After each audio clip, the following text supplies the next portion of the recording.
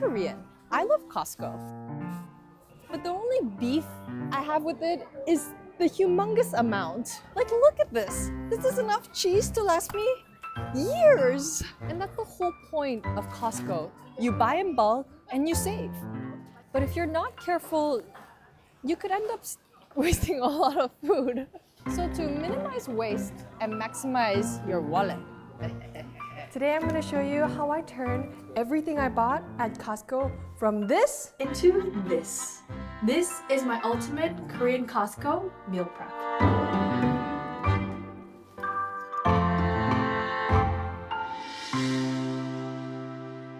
And you might be wondering what my street cred is. Let me show you. Since 2016. It's almost been 10 years since I've been a Costco Gold member. Do you see this? Does this look like the face of somebody who's joking to you? Let's go over everything I bought at Costco.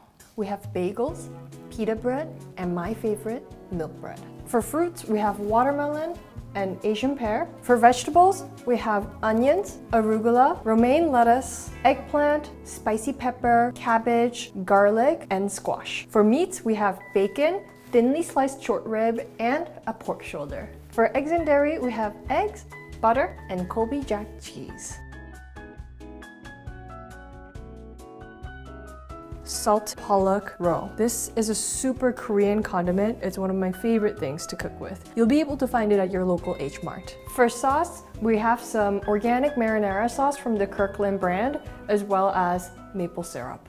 Let's start with my favorite, garlic. Every Korean household goes through a pound of garlic in 2 weeks. I wish I was kidding, but it's true. You can never have enough garlic. Heck, I even sell merch on my store that says it too. And the pre-minced stuff that you get at the grocery store, it's filled with preservatives and it doesn't even taste like garlic. So the best Korean trick for minced garlic is to freeze it. Just remove the butts and blitz the cloves in a food processor in batches. Then line your favorite Krispy Kreme mug with the plastic bag and fill it about halfway. Seal the bag, press the garlic flat to get all the air out, and score it into little 1 tablespoon squares. That way you can just break off a piece whenever you need it, like when marinating meats or tossing something in a pan. I do the same for ginger and green chilies, what I like to call the trinity of Korean aromatics. Same process. Blitz, lay flat, divide into squares, and freeze. Then just break off a piece whenever you need it, and it saves your fingertips from being smelly and honestly just makes cooking way more fun. And with the green chili especially, let me show you how to make one of my favorite condiments, pepper soy pickles. It's the perfect complement to Korean barbecue or anything really rich or fatty that needs a little cut. Super simple, just transfer your chopped chilies into heat-proof glass jars, then in a saucepan make the marinade. Equal parts soy sauce, rice wine vinegar, and sugar, 1 to 1 to 1. Bring it to a boil, pour it over the chilies, and let it cool before tossing it in the fridge. You could eat it right away, but it's even better the next day. And as long as your jar is clean, it'll keep in the fridge for up to a month.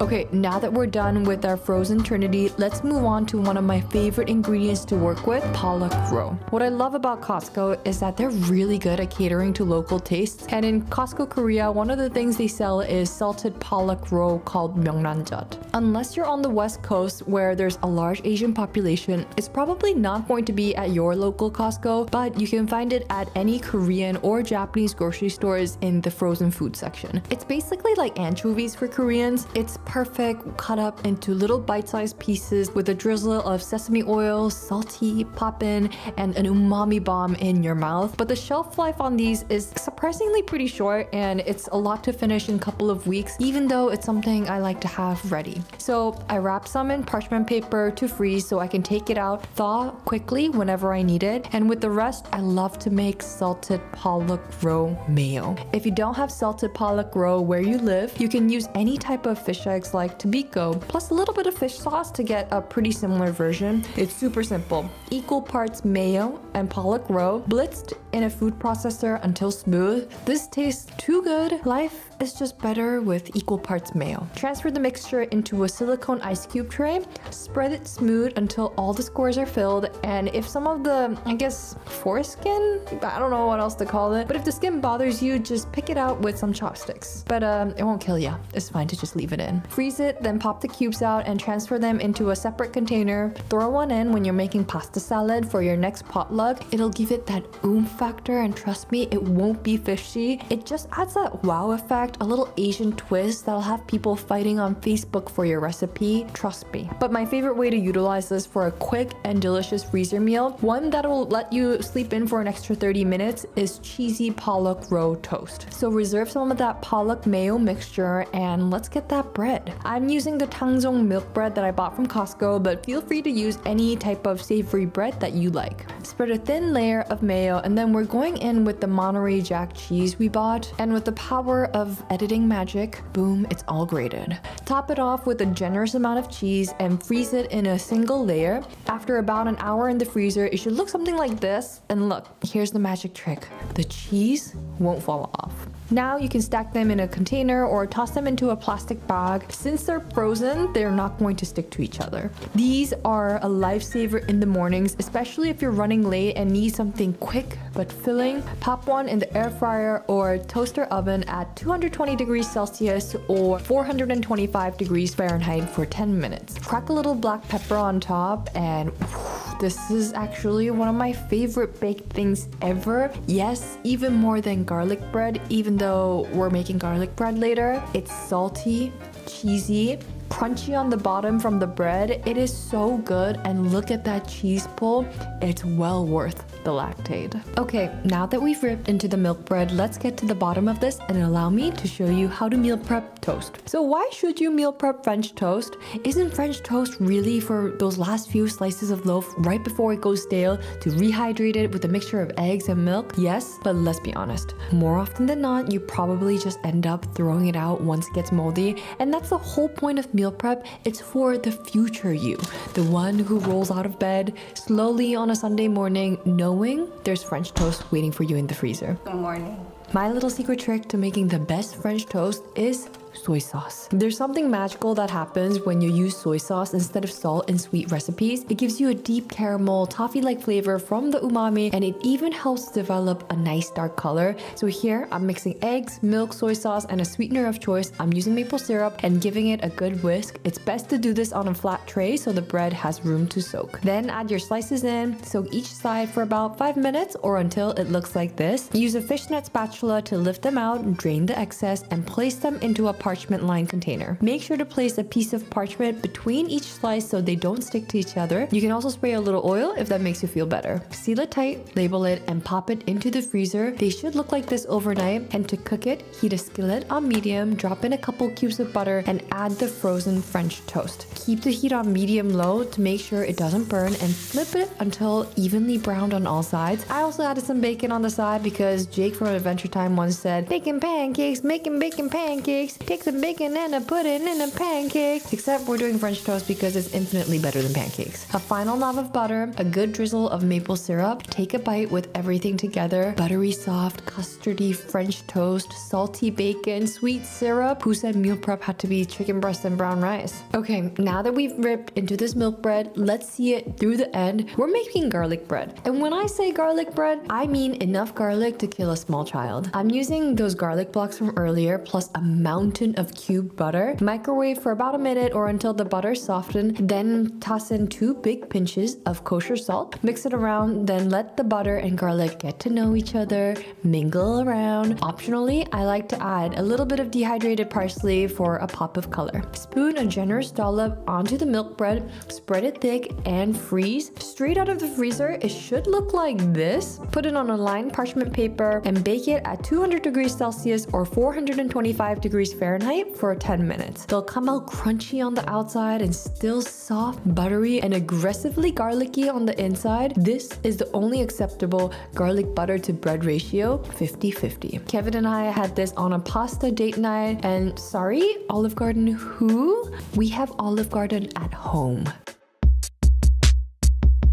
Now that we're on the topic of bread, unless I'm using it in the next few days, I freeze it right away to keep it fresh for longer. Costco has 1+1 bagel deals, so I always cut them in half before freezing. That way I can toss them straight into the toaster. No cutting board, no crumbs, no cleanup needed for the future you. With the rest of the bagels, I'm making my favorite movie snack, something I know will make all North American doobies drool: pizza bagels. If you're still eating bagel bites as an adult, you have issues, no offense. So if you're a big boy like you say you are, then it's time to make some big boy homemade pizza bagels. Place your halved bagels on a parchment lined tray, add a fat spoonful of that marinara sauce from earlier, top it with whatever topping you want. I went with smoked bacon and then blanketed the whole thing in shredded cheese. I'm using the same cheese from before, and this is no time to be stingy. Cheesiness is inversely correlated to the recession index. I'm adding dehydrated parsley again for some color, but dried oregano also works really well. A crack of black pepper, then into the freezer it goes. After a couple of hours, this is what she looks like. And for tonight's main act, the flying bagel saucer. General rule of thumb, once frozen, nothing will stick to each other. So if you don't have a big enough container to store it, just get a big plastic bag or stack it on top of each other. It's a great trick to maximize your freezer space. And to heat these up, bake it at 220 degrees Celsius or 325 degrees Fahrenheit for 10 minutes or until the cheese has melted. If you prefer it to be crispy, put it in for longer, but I like my pizza bagels to taste like my childhood memory of bagel bites, more soft and chewy without the sadness. These are really great in the freezer, especially for kids or even if childless like me, to kindle your inner child. And it'll taste like nostalgia without the nastiness of bagel bites. And for the leftover marinara sauce, instead of just chucking it into the end of the refrigerator and neglecting it, I like to freeze them in silicone ice makers so it's easy to pop one out whenever I need it. And a word of advice, don't do what I did and slam the silicone container to even it out because it's going to splatter. Fast forward to a couple days later, I wanted to cook a fast little Italian date night for Kevin and I. I'm low-key repping the colors of Italy today with my green Don't Yuck My Yum apron and the little white Puma logo, but I was really craving something spicy and thick. Fun fact, Kevin and I actually met in Sicily, so Italy's always had a very special place in our hearts. Hopefully we can have a wedding there one day, but anyways, I digress.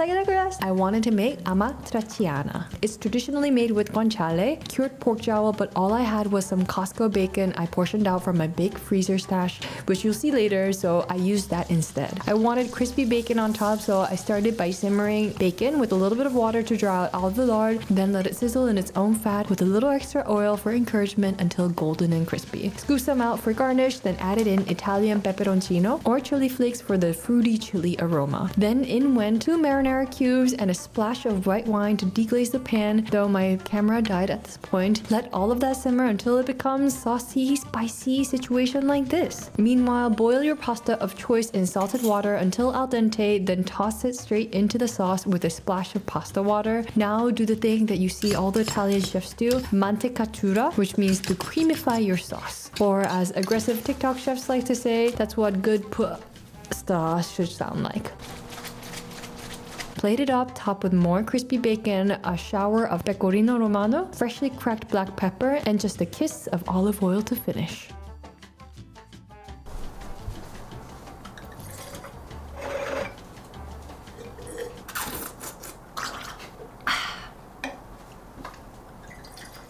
A 20-minute weeknight date night brought to you by not Squarespace, but meal prep, carbs, and a chilled bottle of white wine. Okay, let's talk about all the veg I bought for the week, and let me tell you in on a little secret I have making everything last longer. Not current events, because that's just gonna make your veggies sad and anxious, but newspaper. If you have any newspaper lying around, use it to wrap your eggplants. The key to making eggplant last longer in the fridge is all about moisture control. Old newspaper helps regulate it by absorbing excess moisture, making it last twice as long. For our leafy greens, I've got romaine and arugula that I've already washed and drained. For these, the trick is actually making sure they have enough moisture. Without it, they'll wither and dry out in the fridge. So here's what I do. Grab a wet paper towel or a clean kitchen cloth, dampened and wrung out, and line the bottom of the container, then pile in the greens. For the romaine, I'm keeping some leaves whole so I can use them for some, aka lettuce wraps for Korean barbecue, and the rest I'm chopping it up to make quick salads like the Pollock Roe pasta salad I made earlier. And we can't forget about my spirit vegetable, beige. I'm cutting it into manageable quarters. Half of it gets chopped into small chunks and set aside. We're gonna use it later, so just stay put, Pookie. The other half gets mandolined, sliced thin for a quick salad, just to keep things more interesting. Cabbage is one of my favorite vegetables on this planet because it lasts forever in the fridge and it's hearty source of fiber, not to mention it's super cheap. A quick work table cleanup, and we've got, as Soja Boy once said, stacks on stacks on stacks. Tell me why Costco sells bacon in packs of 4. One goes in the fridge and the rest we're freezing because Kevin and I are dinks. Double income, no kids, not ballerina farm. For half the packs, I like to freeze them whole for a nice Sunday brunch. We're freezing each strip individually so you can pull one out whenever, just like I did with the French toast earlier. Grab a tray with an oven rack, line the bacon strips so they don't touch, and freeze. After about an hour, they'll look like bacon lightsabers. May the Lord be with you. These strips won't stick to each other since they're already frozen, so I'm storing them in a big 6-liter IKEA plastic bag so I can just grab a strip whenever I need one. I'm also cutting up some bacon into small chunks, perfect for stir fries, fried rice, or pasta sauce, and wrapping these individually in parchment paper so they're easy to thaw.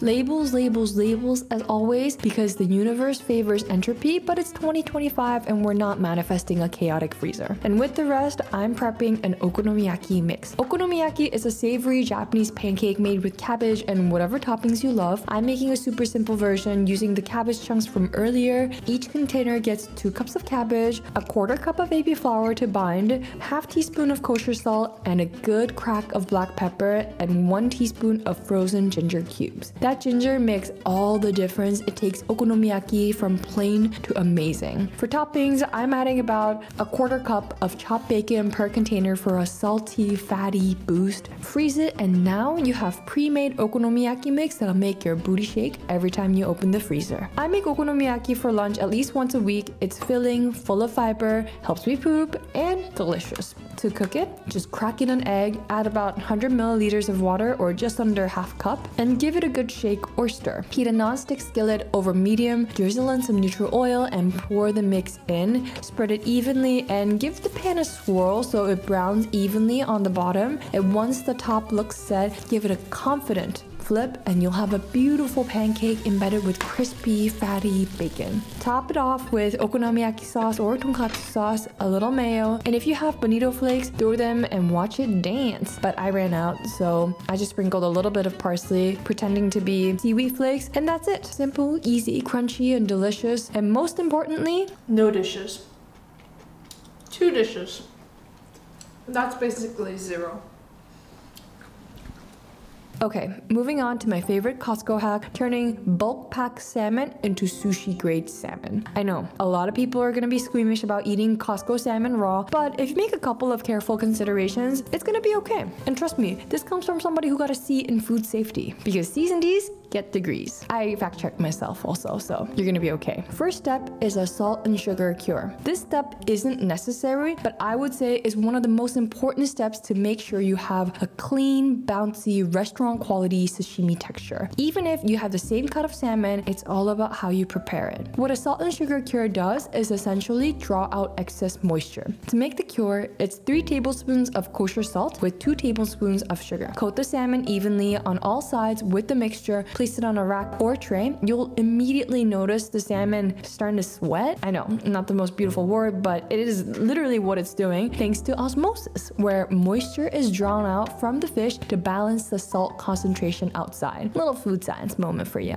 Let it sit in the fridge for an hour, and after that, you'll see how much liquid has been pulled out. Rinse the salmon under cold ice water and pat it dry. You'll feel the texture shift. It's going to be noticeably firmer and much easier for slicing later on. Let's move on to the second step. Now comes the important safety step. To eliminate parasites, salmon needs to be frozen at -20 degrees Celsius or -4 degrees Fahrenheit or below for 7 days. Wrap your cured salmon tightly in plastic wrap. I like to portion it so I can just take out whatever I need, place it in a container or a Ziploc bag, and freeze it for at least 7 days. Although it's unlikely there's parasites, this step really makes sure it kills all of it. So when you're ready to use it, just thaw it set slowly in the fridge overnight. It's also totally fine if it's still a little frozen in the center. It thaws quickly once sliced. Once it's thawed, I love using it for a quick crudo. I slice the salmon into bite-sized pieces, lay them flat on a plate, and drizzle over some of the marinade from the soy pickled peppers we made earlier, plus the peppers themselves for a little kick, and finish it with a drizzle of olive oil. It's so simple and so good. I cannot recommend this enough. And having sushi grade salmon ready at all times just makes me feeling like I'm living life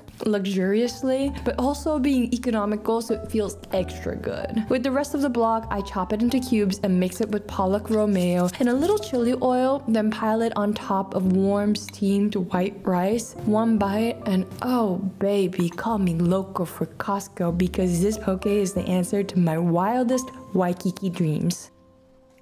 These were by far some of the biggest pears I've ever seen. I love eating them as is, but they're really useful in making Korean marinades. Pears are natural tenderizers. They contain enzymes like protease that help break down muscle fibers in meat, and they add a fruity, natural sweetness. But here's the thing, most recipes only ask for half a pear. You don't know what to do with the rest, and you can only buy in packets of 3 or more, so you're stuck in this endless loop. So let me show you what I like to do. I'm saving 2 for dessert, wrapped in a breathable bag stored in the coldest part of the fridge. With the rest, I'm peeling and making it into chunks for the blender. This one was especially massive, so I made a little pear smoothie. It's good cold or warm, the smoothie, and in Eastern medicine is actually known for respiratory health benefits, so took a big gulp because I still have pneumonia from influenza A. Hope everyone's staying safe out there. With the rest, I'm adding in equal parts onion plus a splash of water to help it blend. Once smooth, pour it into small containers so you can thaw it out when needed for a marinade or a pear and onion smoothie. Now we're making a bulgogi marinade.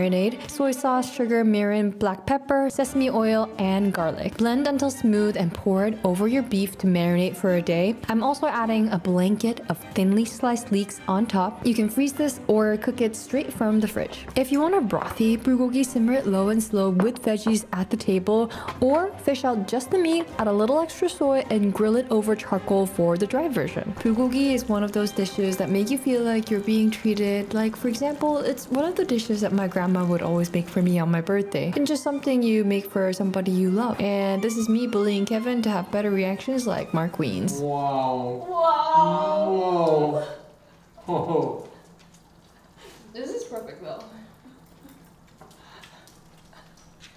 I've also reserved a few slices of beef to meal prep for one of Korea's top 2 iconic soups, dwenjangjiggae. Maybe not as famous as its rival kimchijiggae, but just as iconic. Think of it as miso soup's chunkier, funkier cousin. Into the container goes squash, onion, leeks, tofu, and the reserved beef cut into small pieces. If you want it to be a little spicy and refreshing, add a cube of frozen green chili, then spoon in 2 tablespoons of doenjang, Korean fermented soybean paste, and 1 tablespoon of gochujang, Korean chili paste. Label it and freeze. To eat, you just need to add water, transfer it to a thick earthenware pot, it's best for heat retention, and simmer it for 10 minutes. Done! It's the perfect sidekick to barbecue. I actually had some Costco pork belly meal prep from last time, so I grilled those up with kimchi, a dollop of the soy marinated pickled peppers, rice. Oh, I'm drooling right now. If I had to pick a death row meal, this might be it.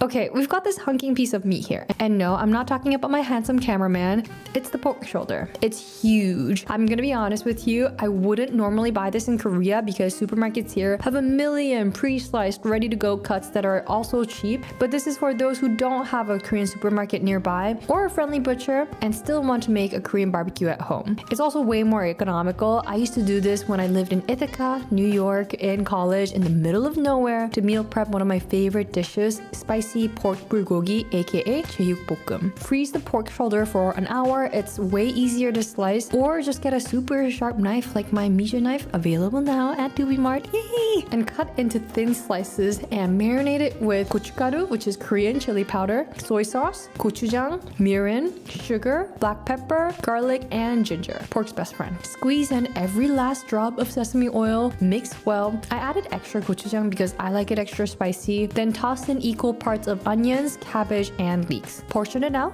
I did servings for 2 and freeze. This saved my Hungarish college butt more times than I can count. Just thaw it in the morning, or honestly, you can also just cook it straight from frozen. Add 100 ml of water, cover, and let it braise/stir-fry until thick and bubbling. Serve it with rice, sprinkle with sesame seeds if you're feeling fancy. Jeyuk bokkeum is one of those cafeteria dishes that made you actually look forward to school lunch. Oh, and I also added a little veg on the side to make sam, aka lettuce wraps, and look how laser focused I am. This is one of my favorite lunches to make, and I hope you try it out too. With the rest of the pork, I cubed up some stew number 2, dwenjangjiggae's biggest rival, kimchijiggae. I'm using the kimchi from last year's kimchi preparation called kimjang, and it's stinky and sour, just like how I like it. Cut it into 2-inch chunks and look at the cross section. Isn't she beautiful? If you've never had kimchi before, it's basically Korea's version of spicy sauerkraut. Fermented and funky, perfect for soups and stews because of its natural acidity coming from fermentation. And when you cook with it, the end result, honestly, it's kind of like Korea's version of borscht if you've never tried kimchi jjigae before. To meal prep for this, I'm adding in pork cubes, equal parts onions, thinly sliced leeks, ripe kimchi, and tofu cubes, along with a teaspoon of ginger for 2 servings.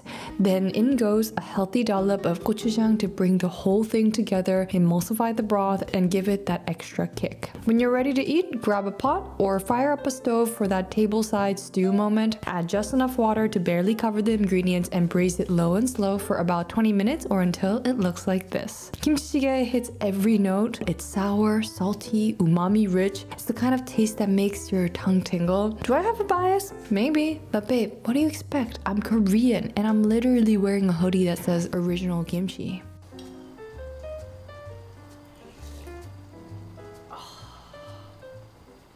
We're ending our meal prep video today with the crown jewel of summer, watermelon. The trick to finding the best and juiciest watermelon, look for one where the butthole is the smallest. Don't ask me why, because I don't know why that's true, but it's just something my dad told me and it has served me well. Slice the top and bottom of the watermelon flat with the bread knife and look at her. She's so ruby red and ready. Then cut the watermelon in half, shave off the watermelon peel by cutting down the side, and flip it over and repeat the process until you get somewhat of a red half dome structure. Cut the dome in half, then cut it into a perfect square for the corner cuts. Is this necessary? Absolutely not, but it makes me happy because I'm a pervert like that. With the rest, cut it up and it's time to play Jenga. Assemble it so it fits nicely in a container, and with the rest of the misfits, we're making juice. This way nothing goes to waste and it's one of the most refreshing drinks to have during the summer. Blend the watermelon until smooth and sieve any chunks in and pour it into a bottle. I think my sieve was a little too fine, so just get one that's medium sized. This way you're not gonna get chunky, seedy watermelon juice and just pure fruit sugar straight into your veins. Cold watermelon juice first thing in the morning before water feels illegally good and quenches your thirst to a microscopic level. So yeah, this is everything that we've prepped. Is it a lot of food? Heck yeah, this is enough to feed 2 people for about a month, and 80% of this is going to go into the freezer. And whenever you open your fridge or your freezer, it's gonna make you happy knowing that there's good food available within seconds. Okay, maybe not seconds, maybe a couple minutes, but you know what I mean. It sounded better like that. I hope this was useful. If you did, make sure to subscribe and leave a comment on what you want to see next time. And a special thanks to today's sponsor, Squarespace. Just like a meal prep gets you ready for the week, Squarespace makes building a website easy. Whether it's a personal blog, shop, or just a hub for everything I do, Squarespace helps me keep it all in one place. Let's talk about the new design intelligence feature. It's like having years of design experience baked in, and with AI that's seasoned exactly to your liking. I answered a few questions, and in minutes it built a site that looked clean, custom, and honestly better than anything that I've built from scratch. The website, obviously. Then there's Squarespace Payments. I operate Doobydobap.com, where you can buy the hoodie that I'm wearing right now, along with the work shirt, apron, and even the knife I'm using to cook with in this video. So being able to set up payments without a million steps is really important to me, and we need to talk about the visual design tools. Fonts, layouts, animations, it's like having your fridge stocked with meal prep. Everything is ready and minutes away from assembly. Squarespace has now become a part of my business, just like how meal prep is a part of how I get through the week. If you want to try it out, go check out my link in my description box and use my code Doobydobap to get 10% off your first month or your domain. I hope you enjoyed this one. This was a fun one, and I personally think that this was the best meal prep that we've done so far. Let me know what you think, and I'll see you again in the next video. Bye!